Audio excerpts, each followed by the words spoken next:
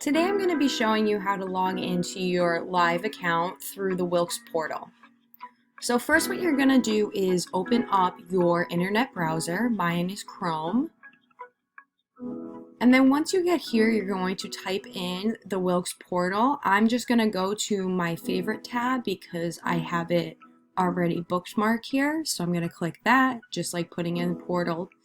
And then you're going to enter in your username and your password for your Wilkes. And then you're going to answer a series of security questions. So I already entered these before, and I'm going to just go through and answer them again. And then it then logs me into my account. Once I get logged into my account, I click the live, and I do have the live here. Ooh. I do have my live here bookmarked and saved already, but I'm just going to pretend like it wasn't saved. And we're going to go through, then you would put in your username, your password, hit login, and there you go. This is your live. And then if you click these grids up here, then you have access to all of your classes.